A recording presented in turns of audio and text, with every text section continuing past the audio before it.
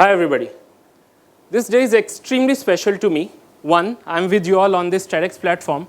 And two, it was this day 12 years back when I started my work life. Not knowing that the corporate race is so trivial, I joined Citibank and I moved on to HSBC Hong Kong. In a very short span, I made my way up to become the AVP out there. When you're an MBA from a Premier B school, you feel you're the God's gift to mankind. You feel that the Wall Street cannot function without you. And one, super confident, you look like this.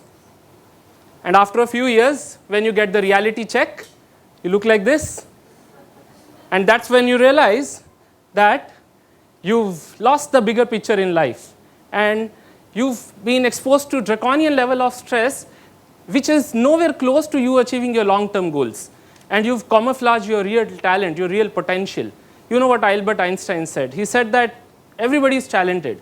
But if you start giving the same task to a fish, an elephant, and a monkey of climbing a tree, the elephant and the fish will live all their life thinking that they're good for nothing.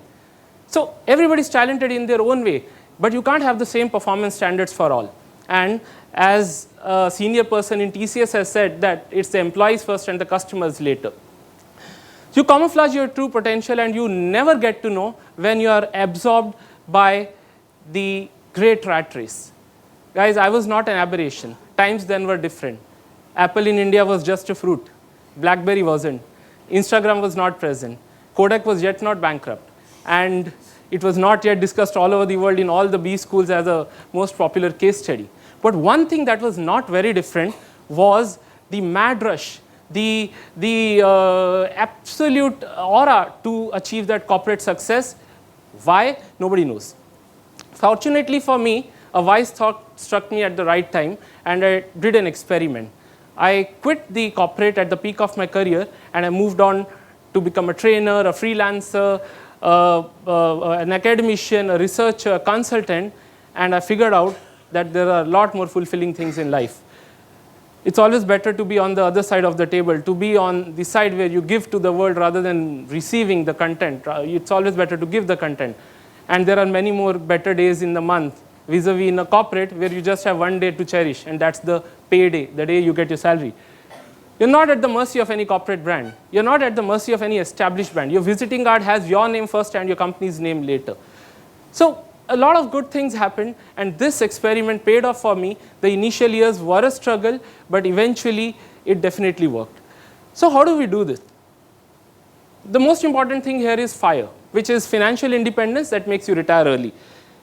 You need to have a stance in life, maybe in 10 years from your first job, where you become financially independent. If that doesn't happen, you will never have the courage to take that risk and step out of a very certain world. And if you know, the two most important emotions that drive 80 to 90% of your life is the fear and greed. So if you are able to overcome these two emotions, half of your things are taken care of. What you need to do is work towards your passive income. Passive income is something that comes automated to you. You don't work towards it. Your royalties, your interest, your dividends, your rentals. What the world does is they work towards their active income. You will find a lot of people saying, I was earning like a 10 lakh package 3 years back, today I'm at a 20 lakh package. But that's your active income. How about your passive income? It was probably a lakh per year, it's still a lakh per year. That's something you totally ignore. Work towards your passive income. The day your passive income is 1 rupee more than your active income, you have all the equipments in place to go out and figure out your own world rather than falling in place for the corporate world. Second most important thing is the power of compounding. I always say it's the 8th wonder of the world. It's magical. There was a king. He had a very beautiful daughter. And his daughter went out into woods, attacked by a tiger. And there was this gentleman who came and who rescued her daughter, brought her back to the kingdom. The king was super happy. He was gratified. He was like, you saved my daughter. Ask whatever. All for you. The guy said, give me some grains. The king was surprised. He's like, no diamonds, no gold, just grains. He's like, yeah, give me some grains. But what I'll tell you, put a chessboard. Start with 1. And each box in the chessboard, just keep on doubling the number of grains.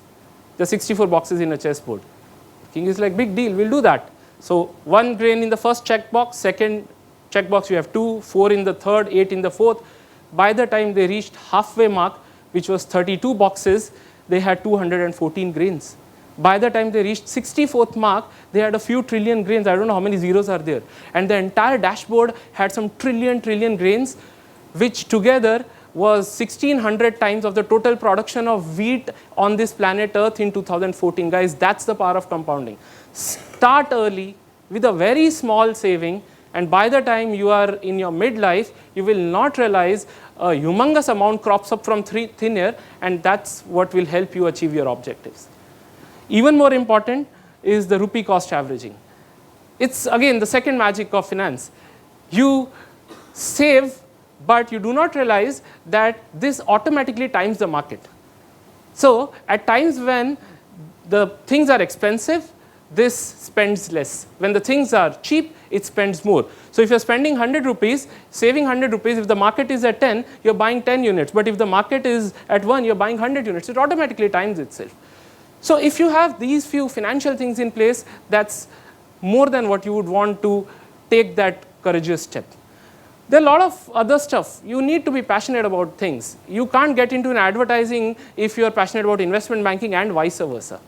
Make your passion into your profession, and you won't have a single working day in life. That's what they say. And get into the right domain just from beginning. And in today's era, when technology is so very important, forget your physical reputation. Worry about your virtual reputation, because a lot more people are watching you virtually than physical. And the first thing that you can probably do, the basic of all, is go back home, log into one of the search engines and type out your name, just the name, and see if your name comes in the first page of the search engine, or does it go to the second or third. And if it doesn't, work towards it. If by the age of 35, 40, your name doesn't come up in the first page of a search engine, probably things need to work. Establish a lot of credentials for yourself, and most importantly, have a balanced mind. Don't get carried away with what the world says. There's a beautiful analogy to this. Let's say you all are out, you want to have something to eat, and you catch a guy who's selling you popcorns. And he has two variants for you. He can either give you a small for 105 rupees or a large for 205 rupees. Which one will you go for? Probably small. But then the next time you go back to him, he has three variants for you. And this time the medium is for 205 and the large is for 685.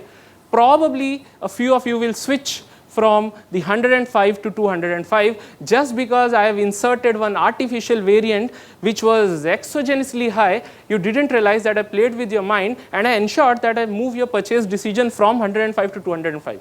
Guys, this is what we call as decoy effect. All fast food chains, burgers, pizzas, cell phones, I wouldn't name the companies, but all of them do the same with you every day, and you fall prey to this concept called as decoy effect every single minute, every single day of your life. Do not get carried away. Do not allow the world to play with your cerebrum. Do not allow the world to dictate how would you behave. Make sure you do that well. So finally, retirement is not a day when you turn 60, you sit on a couch, have beer and popcorn. It's a day when you go all out, you do things way beyond what others are doing, you do things what you actually want to do, and money in this case becomes a byproduct. You need not worry for money. So it's a day when Mondays become more exciting than Sundays, when money is just a byproduct, not an ultimate goal, when traveling far off distances feels far more comfortable than sitting in your office, and when you as a brand hold much more credential than an established corporate brand. It's when you are open to everything and attached to nothing. There's somebody who's nicely said that go out, make the best of your life. If you think you can, you can. If you think you can't, you can't. Both ways you are right. Thank you so much.